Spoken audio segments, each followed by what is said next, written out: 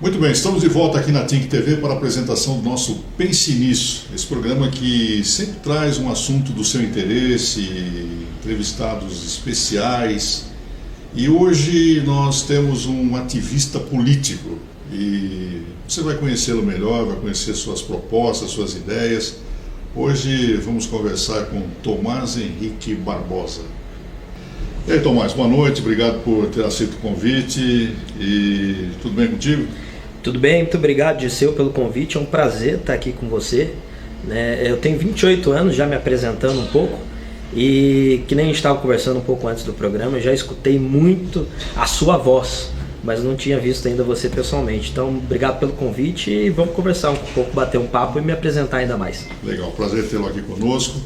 Bom, o Tomás, como eu disse, é um ativista político, tem feito uma política jovem aqui na cidade, com novas ideias. Quem é Tomás Henrique Barbosa? Você é joseense mesmo? Olha, sendo bastante franco, sou joseense de criação, mas eu nasci em Jacareí porque meu pai me levou para um hospital lá, São Francisco de Assis. Dizia ele que o hospital, à época, o melhor da região era lá, então ele preferiu que eu nascesse lá. Acho que minha mãe fez todo o trabalho ali dos 9 meses, né, que tem todo aquele tratamento ali no hospital. Eu nasci lá, mas sempre fui criado em São José dos Campos, sempre vivi em São José dos Campos. Infância, adolescência aqui? Infância e adolescência. Nos últimos 2 anos, entre 17 e 18, eu fiquei alternando entre São Paulo e São José dos Campos por causa do trabalho. Mas fora isso, poucas vezes saí de São José dos Campos. Estudou onde aqui? Estudei no colégio e na universidade da Univap, Universidade do Vale do Paraíba. Tá, e o seu sonho? Meu sonho, já tão pesado assim, acho que fazer a diferença de alguma maneira, né, na vida das pessoas, contribuir, deixar um bom legado. Quero ser lembrado por coisas boas que eu fiz, acho que esse é um sonho. Bom, e esse sonho está ligado agora diretamente à política? Passou a ser ligado à política nos últimos anos, né, que nem você falou, eu me tornei um ativista político, então quando você se dedica à política, apesar de ser uma área muito difícil, né, e muito mal vista, você começa a perceber que através da política você consegue contribuir e mudar a vida de muitas pessoas. Então deixar um legado, deixar uma marca e as pessoas reconhecerem que você contribuiu para melhorar a vida delas ou para melhorar a sociedade em que você vive, é uma coisa que me orgulha muito. E a política é um instrumento, é uma ferramenta para isso, né? Apesar das pessoas não usarem muitas vezes ela nesse sentido, eu acho que eu vou na linha do Papa Francisco, que fala que a política é o mais alto grau de caridade, de fazer caridade. Acho que é uma forma de eu conseguir atingir esse sonho. E quando é que foi que nasceu esse interesse político seu? Dirceu, muito cedo. Eu sou, muita gente não sabe, mas eu sou sobrinho de uma ex-vereadora aqui em São José, a Flávia Camargo. E ela foi vereadora entre 92 e 2000. E nesse período eu tinha 5, 6 anos e acompanhei campanhas e meu pai me levava nas reuniões políticas do partido. E aquela época a política para mim era uma festa, uma diversão, sobretudo o período eleitoral, né? Então você via bandeiras, cartazes, panfletos, e eu achava que bacana, tá tendo uma mobilização. E, claro, depois a gente vai amadurecendo, pesquisando, estudando, etc. Você vê que a política não é tão uma festa assim, mas que, de alguma maneira, ela te contagia e faz com que você queira participar daquilo. E daí você consegue encontrar algumas razões para fazer isso. Então, desde cedo, eu participei, vi reuniões políticas, etc. Mas foi só depois de formado, depois da faculdade, que eu comecei meu ativismo político por causa do processo de impeachment da ex-presidente Dilma, onde eu comecei a participar do Movimento Brasil Livre, das manifestações, e ali sim eu me senti mais vocacionado a dar o meu trabalho, a me dedicar a isso, né? Mas desde criança eu já tinha interesse muito precoce. Bom, tem uma sigla aí que está fazendo diferença no país, né? É MBL. O que é MBL? Bom, literalmente, Movimento Brasil Livre. Mas o MBL nasceu de 5, 6 jovens na cidade de São Paulo que não tinham envolvimento com a política. Na verdade, cada um trabalhava em uma coisa. Tinha um cara que era músico, outro cara que que fazia arte na internet ali, memes, etc. Outro era produtor publicitário, outro era cineasta, etc. E essas pessoas se juntaram, a princípio para comandar uma campanha na época do Paulo Batista, que não foi eleito a deputado estadual, mas posteriormente com a eleição da Dilma Rousseff, esses 5, 6 jovens começaram a usar as redes sociais para engajar as pessoas em manifestações. Em manifestações, à época, contrário a então a presidente Dilma Rousseff, e pedindo o impeachment dela, que a gente já percebia que havia base legal para pedir esse processo de impeachment. Aí, a partir desses jovens em São Paulo, outras pessoas foram contagiadas no Brasil inteiro a abrir núcleos e a formar times do MBL em suas respectivas cidades. E eu fui um deles. E por quê? Porque na época da universidade, eu gostava de política, eu tinha vontade de militar, mas todas as militâncias jovens eram muito mais voltadas à esquerda, grupos de esquerda dentro da universidade. E eu já me identificava como um liberal, já me identificava como mais centro-direita e não me sentia representado. A partir do momento que surgiu o processo de impeachment e com um grupo, além de fazer ações de rua, além de fazer manifestações, ele tinha uma pauta, né? O MBL não é só um grupo que quer derrubar, ele também tem propostas, ele também faz proposições, ele também quer construir. Eu me senti muito identificado e entrei em contato com eles e falei, puxa, eu quero que também tenha um grupo assim em São José dos Campos, para que eu também possa, de alguma maneira, aproveitar essas manifestações pelo impeachment para poder não só atacar, apontar o dedo e falar o que está errado, mas também para mostrar o que dá para fazer de legal, de certo e propor propostas, né? E quais foram os grandes movimentos que o MBL fez sob sua coordenação aqui em São José ou no Vale do Paraíba? Perfeito. Dirceu, em 2016, quando a gente começou a coordenação, mais precisamente ali no comecinho de 2016, haviam propostas na Câmara e essa foi a nossa primeira batalha aqui em São José dos Campos, e até agradeço a pergunta, porque muitas vezes vai passando o tempo e as pessoas vão se esquecendo, mas a nossa primeira batalha foi quando surgiu projetos de lei na Câmara Municipal para proibir aplicativos de mobilidade urbana como Uber, por exemplo. Então, à época tinha uma pressão, um lobby muito forte do táxi, não só em São José dos Campos como em todo o Brasil, e alguns vereadores importaram, né, essa ideia para São José dos Campos, e a gente ficou muito preocupado, porque o Movimento Brasil Livre é um movimento liberal que acredita que a livre iniciativa tem que ter espaço, que a gente precisa pegar essas iniciativas de inovação e adequá-las, mas não sufocá-las, né? E a proibição era terrível, a gente fez uma pressão através da rede social e com essa pressão a gente conseguiu que os vereadores que apresentaram esse projeto recuassem e retirassem esse projeto. A gente era uma molecada aqui em São José, como ainda somos, uma garotada jovem, mas que fomos pesquisando como a gente podia fazer. E quando a gente fez essa primeira pressão através das redes sociais e funcionou, a gente descobriu que era possível jovens que nunca participaram da política, que observaram ela de longe, que muitas vezes acham que aquilo não é possível de a gente influenciar, que era possível e que as redes sociais eram uma ferramenta. Logo depois disso, nós tivemos alguns embates com alguns vereadores. Eu particularmente tive um embate com a vereadora Amélia no início de 2016, porque nós fomos fazer uma manifestação na Câmara Municipal e à época ela nos chamou de fascistas. Eu achei uma ofensa, apesar de ser recorrente essa ofensa por parte de parlamentares e de ativistas de esquerda, eu acho muito grave porque a gente sabe as consequências nefastas que o fascismo trouxe para a história da humanidade. Então ser taxado desse tipo de coisa quando você quer uma política liberal, quando você defende a democracia, para mim era muito ofensivo. Então eu tive um embate com ela.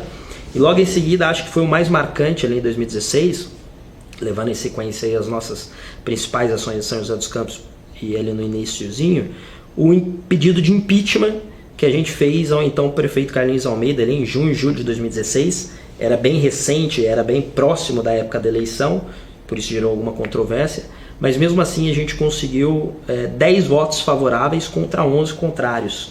E, posteriormente, o objeto da nossa denúncia era a ausência de repasses ao Instituto da Previdência dos Servidores Municipais. E isso, logo em seguida, no fim do ano, quando o Tribunal de Contas do Estado analisou as contas da Prefeitura, realmente isso foi identificado como um problema. Então, infelizmente, os vereadores não deram seguimento à nossa denúncia, ao nosso pedido de cassação, mas o Tribunal de Contas do Estado realmente deu razão ao nosso pedido, e tanto é que depois o Carlinhos foi até cassado pela própria Justiça, né? Bom, você falou esses moleques, né? Falando do MBL. Sim. O que tem a ver esses moleques do MBL com aquele momento em que São Paulo viveu um caos com quebra-quebra, aquela revolta toda que aconteceu, principalmente na capital paulista? Sim. O MBL estava envolvido nisso? Perfeito. E não tem problema falar moleque, porque é uma garotada mesmo. Inclusive o livro do nosso coordenador nacional, hoje deputado federal Kim Kataguiri, Quem é este moleque para estar na Folha? Ele usou esse título porque a princípio, quando ele foi escolhido para ser um colunista da Folha, com 18, 19 anos, os nossos adversários falaram: quem é esse moleque para estar na Folha? A gente usou esse título, ele espertamente usou essa crítica para, de alguma forma, mostrar que não é porque a gente é jovem, não é porque a gente é moleque que a gente não pode participar da nossa contribuição para o debate e, enfim, influenciar. Agora, respondendo a sua pergunta, em 2013, quando houve as manifestações, aquelas que mobilizou muita gente acordou para a política naquele momento, o MBL ele existia, mas existia de uma forma muito embrionária. Então, a partir do momento que houve aquelas manifestações pelo passe livre, etc., coisas que nós somos contra, e começou a haver violência, tanto do lado dos manifestantes como de repressão, e as pessoas saíram à rua por conta disso. Foi o momento dos 20 centavos, né? O momento dos 20 centavos, só que em determinado momento, Dirceu, a pauta começou a se tornar muito difusa. Então cada um defendia determinada coisa. E à época existia uma PEC que tramitava na Câmara dos Deputados que queria diminuir as responsabilidades investigativas do Ministério Público. E à época o MBL era uma coisa embrionária, ligada a estudantes liberais, tinha uma rede muito pequena na internet, mas tentou, através dessas manifestações que tinham pautas difusas, encaixar essa pauta de que não reduzisse a autonomia do Ministério Público para investigar. À época isso foi eficiente, esse trâmite na Câmara, esse projeto não conseguiu prosperar, em parte pelo nosso início de engajamento ali em 2013, mas a gente sempre reprovou qualquer tipo de quebra-quebra, violência, esse tipo de método como forma política. Acho que esse método é mais dos grupos de esquerda. A gente, quando nasceu, inclusive quando a gente fez as manifestações pelo impeachment em São José dos Campos, quem participou dessas manifestações lembra disso, sempre foi muito civilizado, família participando, criança participando, nunca teve nenhum tipo de ocorrência. E isso é um motivo de orgulho pra gente, porque mostrar que é possível mudar a política fazendo a coisa certa, sem violência, sem quebra-quebra, só pressionando através das redes, que hoje é um carro-chefe, que hoje realmente mobiliza muita gente, só pelas ruas, mas sem qualquer tipo de violência, e mudar, fazer transformações. É claro que falta muito, mas eu acredito que o impeachment já foi uma vitória, muita coisa melhorou através disso, me dá muito orgulho, mas sem esse tipo de violência, isso longe da gente. Bom, e é um ativista político. Agora, como ativista político, como é que você está vendo, você que é joseense, nascido ali em Jacareí, só foi nascer lá e voltou para São José. Como é que você está vendo a política em São José dos Campos, Tomás? Dirceu, eu sou um crítico da política de São José dos Campos, ainda que nossa cidade seja uma cidade muito próspera e perto de outros lugares, uma cidade de poucos problemas, ainda que tenhamos alguns, mas a gente tem o privilégio de estar numa cidade muito boa. Mas a crítica que eu faço aos nossos políticos e à política joseense em geral é a falta de transparência. Eu acho que os nossos políticos, eles estão fechados, encastelados na Câmara Municipal, ou mesmo na Prefeitura, em secretarias, etc. E o cidadão, de fato, que está cada vez mais politizado e acompanhando a política nacional, ele não sabe o que acontece na Câmara Municipal, o que está tramitando, qual a rotina de um vereador, o que se discute em comissões, que comissões existem, quais projetos estão sendo votados. E eu acho que, em grande parte, o cidadão joseense ele não sabe disso, porque os próprios vereadores eles se fecham ali dentro das regiões deles, dão uma satisfação ali para a região, mas não tem uma abertura, por exemplo, e é uma coisa que eu gosto de usar muito, eu acho que é um instrumento hiper importante hoje para dar transparência às coisas, que são as redes sociais. Mostrar o que está sendo discutido, mostrar o que está sendo votado, aprovado, etc. E eu acredito que muitas vezes essa transparência não existe porque de fato eles querem esconder alguma coisa. Porque de fato o que eles estão discutindo não é relevante, ou é nome de rua, ou é projeto autorizativo, porque se fosse relevante eles gostariam de mostrar, ou, enfim, como a gente viu, e no fim do ano passado eu denunciei, inclusive, aquele sorteio vergonhoso que fizeram na Câmara Municipal para investigar o vereador Maninho, e que nós denunciamos ali uma evidente fraude, né? Tem gente que não vai gostar, mas eu afirmo que é fraude. Se não gostar pode processar, não tem problema. E aquilo, infelizmente, eles refizeram e se salvaram daquilo. Esse tipo de coisa que o povo já está começando a ver que São José dos Campos, muitas vezes os nossos políticos replicam os mesmos vícios dos políticos de Brasília, e que a gente precisa abrir o olho e começar, da mesma forma que a gente está pressionando os políticos de Brasília, a pressionar os nossos políticos. Por isso que eu sou crítico. Acho que precisa ter mais transparência e também mais independência dos nossos políticos, dessa relação legislativo-executivo, que é muito... Parece que está todo mundo junto, ao invés de ter uma independência entre os poderes. Você continua no MBL, continua coordenando o MBL na cidade, na região, Arthur? Por hora, sim. Mas, eventualmente, hoje eu estou filiado ao Partido Novo e eu me inscrevi no processo seletivo do partido para candidatura a vereador. Se eu for aprovado no processo seletivo, aí eu deixaria a coordenação do MBL, porque não quero misturar as coisas. Eu acho que o ativismo político é um caminho que eu tenho adotado e acho que trouxe resultados ao longo desse tempo. Mas se de fato eu for buscar uma pré-candidatura, uma candidatura a vereador, eu vou ter que institucionalizar a minha luta. E institucionalizando a luta, eu gostaria de me afastar da coordenação e deixar que outros moleques, gente jovem que está vindo com mais energia, possa ir lá, até porque, eventualmente, vamos lá, se eu ganhar uma eleição para vereador, eu quero que a galera do MBL que está lá fora, e esse trabalho que eu fiz de fiscalizar a Câmara, continue. E não que morra. Então tem que entrar outra galera no MBL aqui de São José, para, caso a gente tenha sucesso nisso, essa outra galera também vá fiscalizar a Câmara, vai encher o saco, inclusive encher o meu saco se estiver fazendo alguma coisa que não está alinhado ao que eles gostam. Legal. O MBL, ele tornou um movimento fortíssimo aqui no estado de São Paulo. Prova disso que elegeu um deputado estadual, depois esse deputado estadual foi eleito deputado federal. Sim. Nós tivemos aí o Mamãe Falei também, que foi eleito deputado estadual. Sim. Enfim, esses deputados estaduais e federal que foram eleitos pelo MBL, eles estão no DEM, que é o partido que foi do PFL e hoje é Democratas. Foi o Arena, né? Foi Arena. Bom, e você como coordenador optou pelo Partido Novo. Sim. Né? Então me explique, por que essa molecada do MBL integrou-se a um partido que, como você mesmo disse, foi a Arena no passado, né? Depois veio o PFL e agora Democratas, né?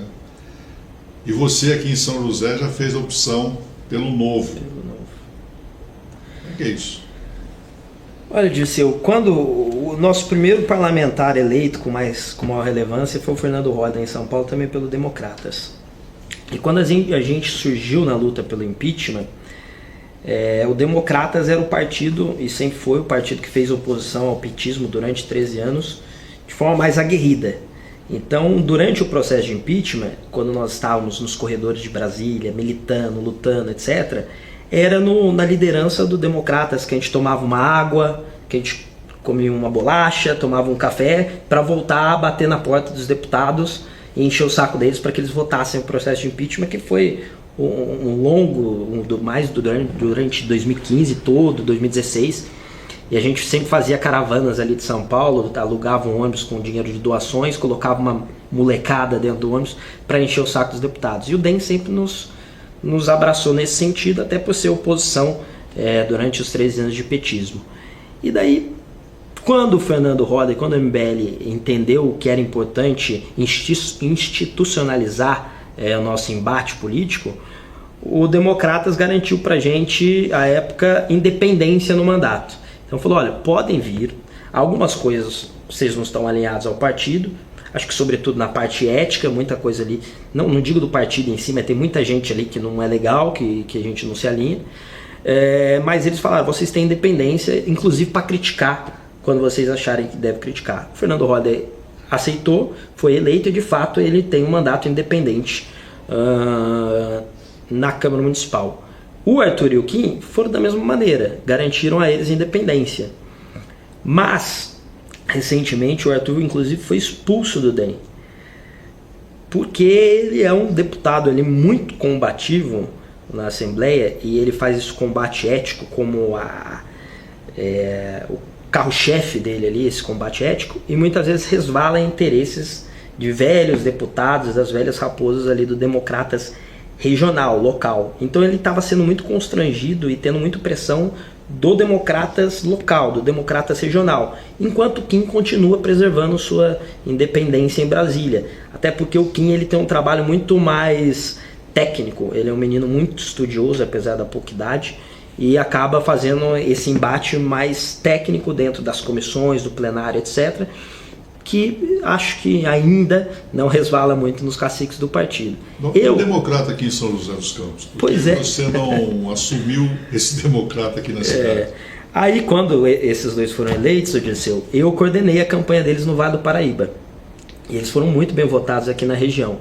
Claro que o carro-chefe é a rede social, mas eu achava muito importante ter uma presença na rua, conversar, para as pessoas saberem que existe ativistas do MBL na região do Vale do Paraíba, fazendo um trabalho também em seus municípios. Tá, agora eu vou te fazer uma pergunta. E que esses deputados... Desculpa, não, imagina. Desculpa, deixa eu claro. te fazer uma pergunta.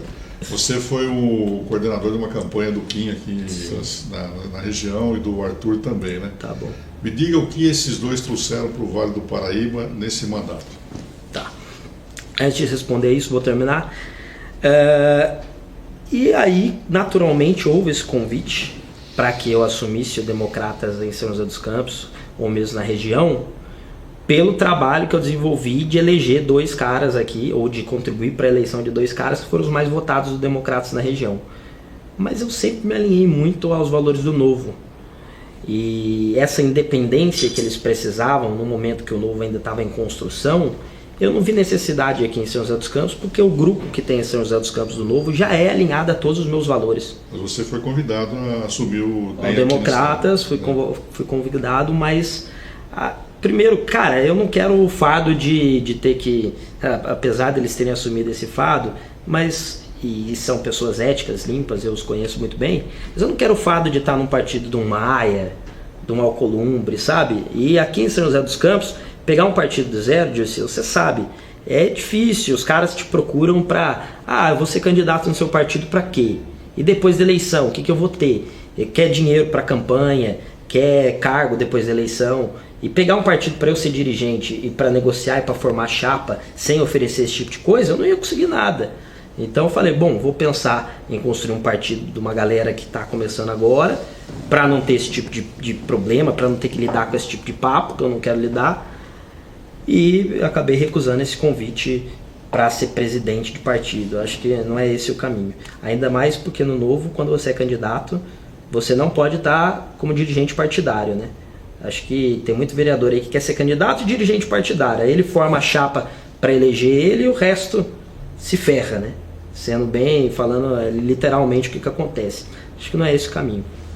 Agora, quanto à sua pergunta do que eles trouxeram, eu acho que nós vamos ter uma boa notícia em breve disso. Eu não quero... não quero adiantar, porque a gente precisa... Você sabe como essas coisas das emendas parlamentares, elas são muito difíceis do trâmite legal delas, porque Brasília é uma confusão, né? Então, todo tipo de coisa que você tenta trazer, emenda, recurso, etc., é uma brigaiada com os deputados. O Kim e o Arthur, eles não têm uma atuação regionalizada nem assistencial. A atuação deles é muito mais ideológica. Mas o meu compromisso como coordenador do MBL em São José dos Campos e do Vale do Paraíba, quando eu saí às ruas para pedir voto para o Kim e do Arthur, é que eu traria ou buscaria trazer algum tipo de recurso para a nossa região, até para atender a falta de deputados que a nossa região tem, né? Nós perdemos muito nas últimas eleições de deputados e as entidades do terceiro setor, as prefeituras, etc., ficaram carentes de recursos, porque não tem ninguém para intermediar isso. Verdade. Então, por mais que eu seja um pouco cético com essa coisa da emenda, porque eu acho que os políticos ficam muito trocando emenda por para fazer bravata e etc., a gente sabe que tem entidades muito sérias, como por exemplo o GAC, aqui em São José dos Campos, que está carente de recursos porque perdeu uma fonte importante de renda, que são essas emendas parlamentares. Então, prefeituras também necessitam, e as prefeituras, né, também, áreas de educação, saúde, as áreas essenciais. Então, eu trouxe o Kim aqui, assim como trouxe o Arthur, para conhecer essas entidades do terceiro setor. Recentemente nós tivemos, eu e o Kim tivemos na prefeitura de São José dos Campos com o prefeito Felício. Eu tive conversando com o pessoal da Secretaria de Saúde para entender as necessidades da Secretaria de Saúde e da Saúde de São José dos Campos. E também tivemos no GAC, no Hospital Pio 12, que são hospitais do terceiro setor, que fazem um trabalho e atendem um SUS e que precisam de recursos também. Então, estive em Brasília, pleiteando isso com o Kim, e em breve, prometo que essa pergunta terá uma resposta mais positiva. Eu vou poder falar assim, eles trouxeram isto. Com certeza a gente vai conseguir atender um pouquinho, mas vai conseguir atender. É um ativista político, né? Tá vendo? Bom, e para fechar, Arthur, desculpa, hein, Tomás. Estou pensando no Arthur, mamãe falei. Um abraço para o Arthur. Um abraço para o meu deputado. Tomás, e esse novo, é novo mesmo? Dirceu, todos os partidos políticos têm problemas, mas eu acho que o Novo é o partido que menos tem problemas e que seus problemas são menos graves dos que os outros. Então eu quero estar no Novo para que, caso tenha os probleminhas e coisas a corrigir, que eu possa contribuir para que esses problemas sejam sanados, para que eu possa contribuir para que o partido se desenvolva, até porque, como o nome diz, Partido Novo, ele de fato é novo, é recente, foi criado e inclusive por pessoas fora da política que não têm essa vivência, assim como eu não tinha essa vivência. Então a gente vai aprendendo também com os erros, né? Erra aqui, corrige um pouquinho, etc.